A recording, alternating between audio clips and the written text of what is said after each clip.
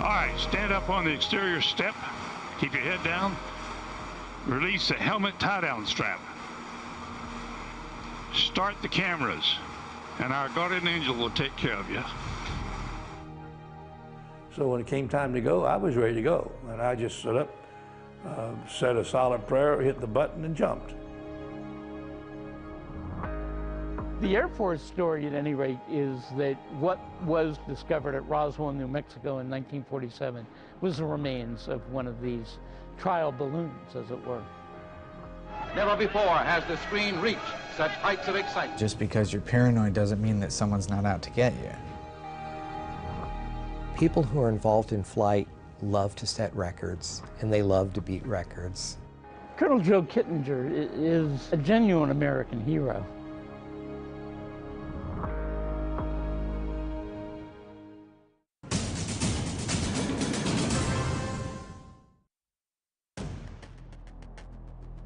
When I made my jump, that was my 33rd parachute jump. Because I was there as an astronaut and as a pilot, not as a skydiver. Felix is going to set a new world's record for altitude of the balloon, the speed, and the longest parachute jump. I want a great speed of sound, no matter what it takes. I'm willing to go the extra mile. And I'll be just as excited as he is. Like I pointed out, when he's got 160 beats per minute before he jumps, I'm going to have 180 because I'm there doing it with him. All right, stand up on the exterior step. Keep your head down. Release the helmet tie-down strap. Start the cameras, and our guardian angel will take care of you. 24 miles above mission control, ballooning's highest achievement. The former record held was for more than 50 years by retired Air Force Colonel Joe Kittinger. Mine was low budget, simple, and designed 53 years ago. He's got a spacecraft, an elaborate, very well-designed, well-engineered spacecraft that he's gone up in. So it's a little different. It's a little easier for him, but there's been great progress made in 52 years. It was 100 years before Kittinger's historic jump that a balloonist named Thaddeus Lowe got the attention of President Abraham Lincoln. Lincoln, to this day, is the only American president who's ever held a patent. And he was fascinated by technology. Lincoln gave Lowe $250 to demonstrate a balloon flight in exactly the spot where the National Air and Space Museum stands today. And he sent a telegram from the air, the first telegram ever sent from the air, to President Lincoln in the White House, talking about what you could see from 500 feet. He said he could see the Army camps spread around the Capitol and across the river into what was then Confederate Virginia. Lincoln loved the idea of balloon reconnaissance, but the commanding general of the Army wouldn't even talk with Lowe until Lincoln sent him a handwritten note. That's when Lowe and 7 more balloonists became the nation's first military aeronautical unit. In July of 1861, Thaddeus Lowe launched the Union Army's first free balloon flight, in which the intention was to look for Confederate troops planning to attack the city of Washington, D.C. According to one source, he was the first U.S. airman to receive what we call friendly fire. And he was also, of course, fired upon by enemy troops. The balloon unit flew thousands of missions during the Civil War. He and all the Balloon Corps personnel, at least the balloonists, remained in a contract status, which made them somewhat vulnerable in case they would happen to be shot down and captured by enemy forces. A civilian shot down behind enemy lines would be treated as a spy. Up in the air, though, Civil War aeronauts were not as vulnerable as they appeared. Once the balloon was above 300 feet, they were pretty much out of small arms range, and the gunners couldn't elevate their artillery high enough to shoot at the balloons. About 1,000 U.S. tethered balloons hovered over various battlefields during World War I. Slower and lower than airplanes, they were used essentially as lookout stations. In fact, it became kind of a game for fighter pilots to shoot down the balloons. Once American balloons became targets, getting down became more important than going up. In fact, the first large-scale use of parachutes in aerial combat was on the part of World War I balloonists who would parachute to safety while their balloon was burning. The Army's interest in combining air with an engine and navigability brought the airship Roma to Virginia's Langley Field, home to one of the Army's 2 hydrogen plants. Built in Italy and reassembled at Langley, Roma quickly ascended to stardom. One of the decisions made almost immediately was to equip it with more powerful Liberty engines. In February of 1921, curious crowds and media gathered to watch the newly powered airship make its way to Norfolk. It got over the city of Norfolk, the nose buckled, the rudder controls jammed, it collided with electrical wires, and because it was filled with hydrogen, it exploded and burned. Still, the fascination with height and space grew. Air Corps Captain Hawthorne Gray set a balloon altitude record of 42,000 feet in 1927, but was killed 6 months later at the same altitude when his oxygen supply depleted before he could land. The Air Corps and the National Geographic Society joined forces in 1934 to set a record of 60,000 feet before the balloon burst and sent the crew crashing into a Nebraska cornfield. Everyone parachuted to safety. They went on to break their own record in 1935 with a 72,000 feet climb. Trying to get a balloon to explode was one strategy behind the use of barrage balloons during World War II. But the cable is a way of winging a low-flying aircraft as it goes through, and in those cases where it was thought an explosive device could be added, that would ensure the destruction of the airplane. Eventually, combat confrontations turned to battles of will, and questions loomed about things that hover. Just because you're paranoid doesn't mean that someone's not out to get you.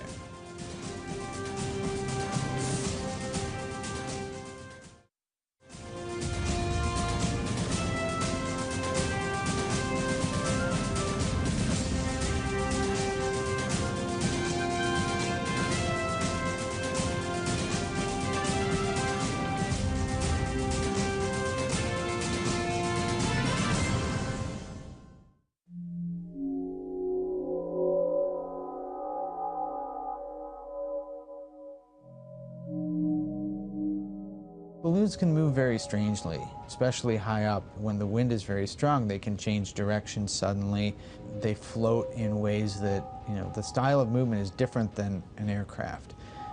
You can see a pocket of the gas inside, and then it trails the polyethylene or whatever film makes it up, almost like a jellyfish with a kind of head and then trailing tentacles underneath. It makes them look weird.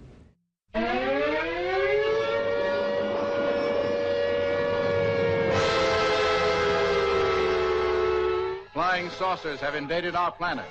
Washington, London, Paris, Moscow are key targets. The whole world is under attack. Can it survive? Weird came to life in 1947 when debris, somewhat resembling a flying saucer, was recovered by a rancher in Roswell, New Mexico. The Army Air Force press officer was quick to claim it, denying press and public speculation that alien forces were about. And we've always honored accredited media when they want to investigate a given specific sighting. There's nothing to hide. There's nothing to hide at all.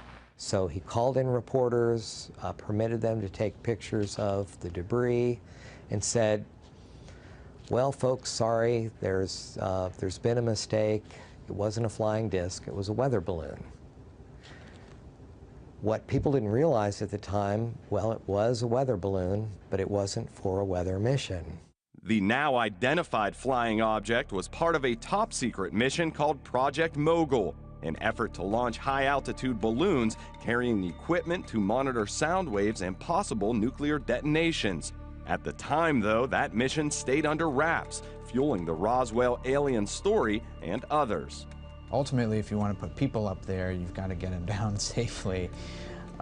So you start with the dummies. Skydive was a balloon mission using crash dummies to test parachutes from high altitudes. The project originated at Holloman Air Force Base in New Mexico.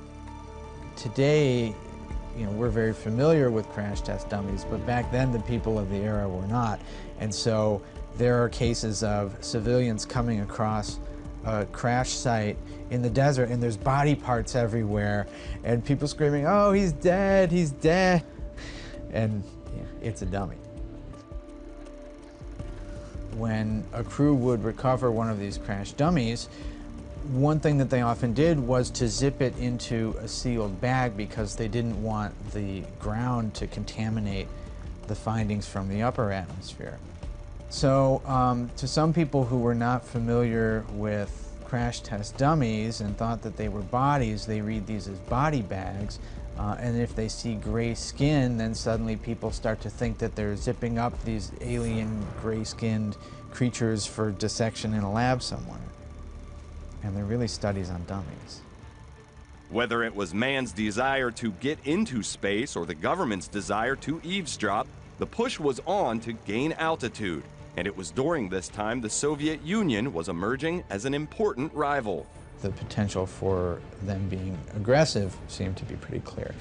So the Eisenhower administration was looking at ways to get more information about their capabilities.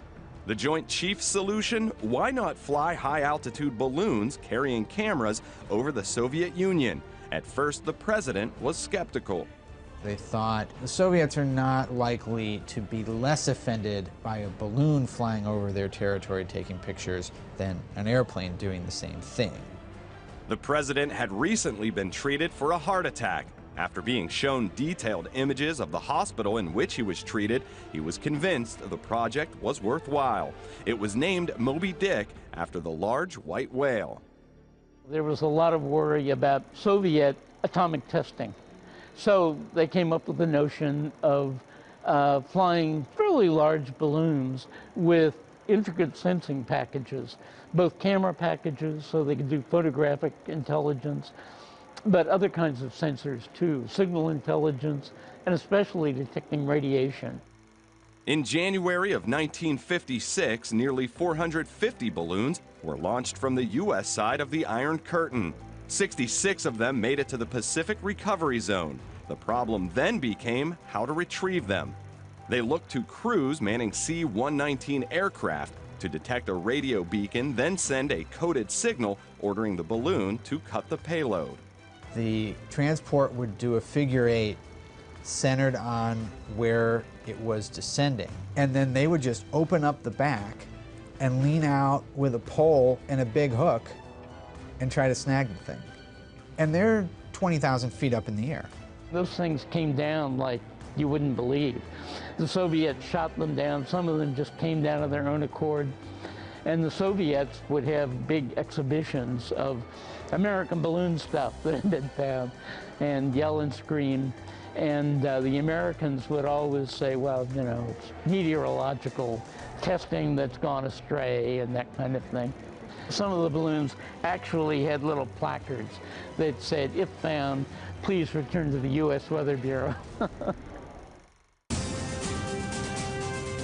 We just had a great opportunity to contribute to science and to space programs, and I was in the right place at the right time.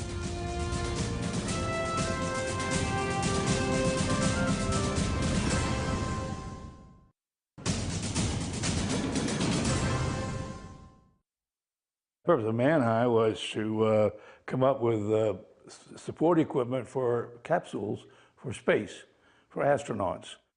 In the late 50s, while many on the ground worried about space aliens invading Earth, scientists were thinking more about how to get Earthlings into space. We knew that when man went to space, it would be a very small capsule. We developed the life support system, the communications, the astronaut selection, everything that we knew was going to be required for a space flight. We were concerned about, obviously, humans in space in terms of what parachutes would have to be like, what kind of pressure suits would be necessary, what was the ability of individuals to survive in those environments, also how you would do high-altitude ejection, egress. The man-high capsule is suspended from the balloon. It's in 3 pieces. It has a cylinder with 2 screw tops on either end. Interestingly enough, the bottom part could blow off in an emergency. The pilot could trigger a kind of explosive release and then just bail. He started talking about this ejection system from the capsule and saying, well, you know, it would be possible to just blow the bottom off and jump out at 100,000 feet. So they had to warn him, you know, that is for emergencies only. The plan is for you to float up and float back down. Kittinger, in fact, stayed inside and did float 97,000 feet back to Earth. It was Project Excelsior that secured the Colonel's place in space. 3 jumps would test a series of parachutes or ways to safely escape from high altitude. The first lesson came when Kittinger had trouble getting out of the gondola at 76,000 feet. The result was that I inadvertently pulled the timer for the stabilization chute, and instead of falling for 16 seconds before it opened two and a half seconds after I left the capsule, wrapped around my neck, and resulted in me having to try to skydive down from space. I ended up spinning violently, lost consciousness, and my emergency parachute opened automatically at 10,000 feet and saved my life. Imagine you're in between 20 and 120 revolutions a second. So you're speeding around, you know, very, very rapidly, and you've got a chute around your neck. You just can imagine, basically almost killed him, and yet he was able to recover from that. No one really understood how you could, for example, stop the flat spin that one might experience. And so the ability to have a drogue chute that might release, that could actually help mitigate that spin and get that free flyer into a controlled descent was part of the innovation at the time. 53 years later, every ejection system in the world uses a small drogue chute that we developed back in 1959. A few weeks later, he completed the second jump. In Excelsior 3, he stepped from a balloon suspended 102,000 feet in the air, setting a record that would hold for 53 years. Well, at 40,000 feet on the way up, I discovered that the pressure suit glove in my right hand was not working. I also knew if I told the people on the ground that they would make me abort the flight. My hand swelled up to twice its normal size. I couldn't use it. It hurt. It took me an hour and a half to get up there, and I had an opportunity to look out. I could see 450 miles. I could look up and see the black sky, and I was fascinated how beautiful it was, but it was also hostile because right outside there's a vacuum. And if you lose the protection of your pressure suit, you die very, very quickly. I had made the jump 1,000 times in my mind, so when it came time to go, I was ready to go. And I just stood up, said a silent prayer, hit the button, and jumped. Gravity is a law. I looked up at the balloon, and the balloon was firing into space. And I realized that the balloon was stable, and I was the one that was going down at a very high rate. I reached 614 miles an hour. I free fell for 4 minutes and 36 seconds. And then once the parachute was open, it took about 10 minutes to get to the ground. And when I landed, my team was there, and we were happy campers. When Joe Kittinger, for example, jumped from 102,000 plus feet in 1960, he was testing gear, equipment that would keep a pilot who had to bail out at high altitude alive till he got down to lower altitude. And he was testing techniques too. Kittinger's involvement in it also is a really good reminder of the type of spirit in which research and even the most adventuresome feats of individualism back then were real team efforts. And I think that he really embodies that by helping someone else break his own record. October 14, 2012. Felix Baumgartner, an Austrian skydiver, geared up for his ascent. The plan was to break Colonel Joe Kittinger's long-held record. Baumgartner's secret weapon, Colonel Joe Kittinger himself. I know exactly what Felix is thinking, and that's the reason why it's so good the way we communicate. And he knows that I know what he's going through and what he's feeling.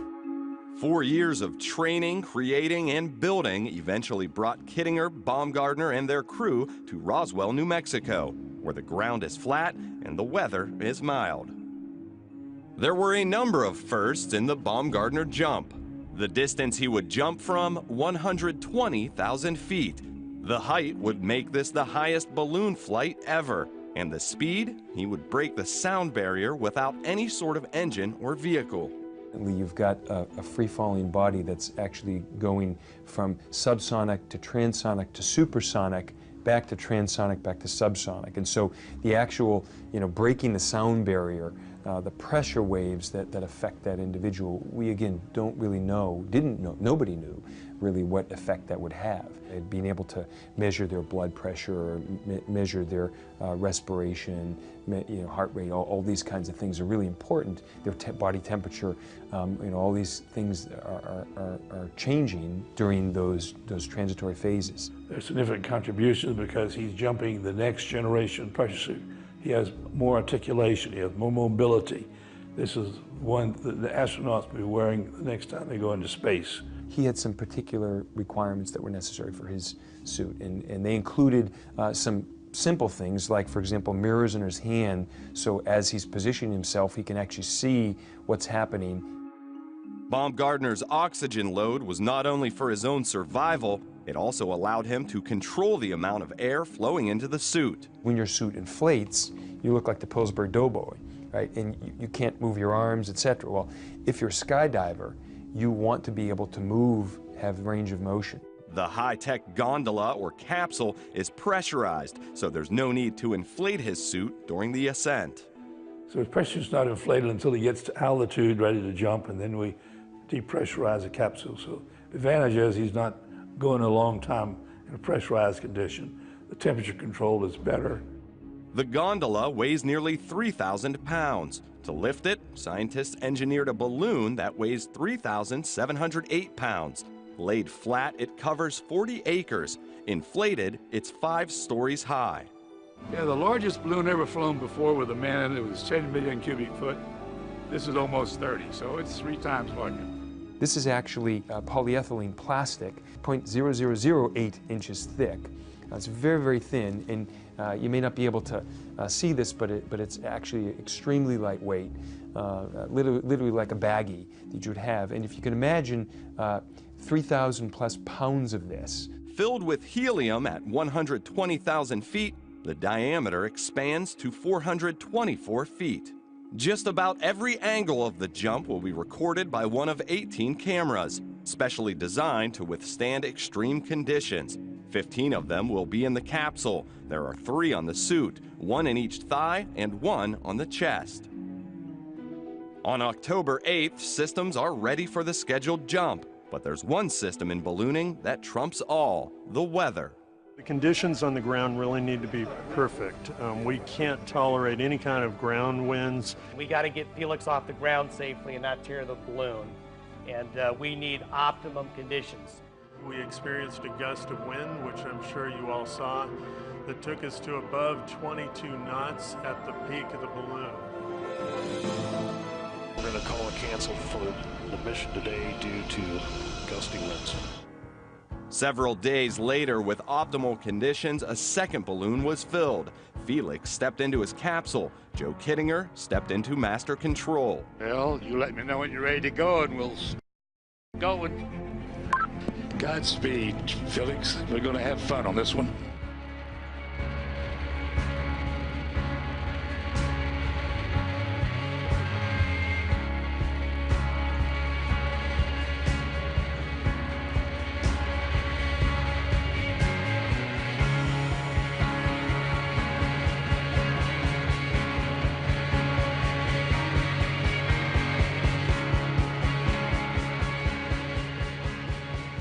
Start the cameras, and our guardian angel will take care of you. Sometimes you have to get up really high. The smaller you are, I'm going over. He went at physically outside of an aircraft in nothing more than a spacesuit at 834 miles an hour. Apparently, there were several people, 3 or so folks on the ground, who actually heard not one, but actually 2 sonic booms, which is kind of interesting. One going into the supersonic, and then one coming out of it. And now he's in an uncontrollable spin. So from his experience, it's sort of nothingness, nothing, nothingness, and all of a sudden you see a little bit of motion, and then it's woof, woof, woof, woof, woof, woof. You're sort of uncontrollably spinning. You're still conscious, but the G-force is increasing. The blood is rushing to your brain, right? And you're probably hyperventilating. And interesting, what Felix was trained to do is actually, when he went to that spin, to actually pull his hands in. Why? Because actually, if your hands are out, guess where the blood's going? Once he reached a lower altitude and a more substantial atmosphere, he was able to control the spin. After a 4-minute and 20-second free fall, Bumgardner pulled his chute, and about 4.5 minutes later, had the world a little more solidly now at his feet. And let me tell you, when I was standing there on top of the world, you become so humble. You do not think about breaking records anymore. You do not think about gaining scientific data. The only thing that you want is you want to come back alive, People who are involved in flight love to set records, and they love to beat records. On all these tests, he's and these other guys are really astonishing with their fearlessness, even when things go wrong. It was a great experience for all of us. Colonel Joe Kittinger is a genuine American hero. The proudest moment of my life was when I had raised my hand to defend the Constitution when I was 19 years old. And I was proud of my association, proud of my service, proud of my country. And I was a very lucky man to have the career that I had and the wonderful people I worked with in the armed forces. Is this contraption you fly in something that could conceivably stay in the air without a motor? Yes, it is. Would it by any chance be in the nature of a balloon? Yes, sir, it might. You're not by any chance the young man who stayed up in the balloon flew how many thousands of feet? 18 miles in the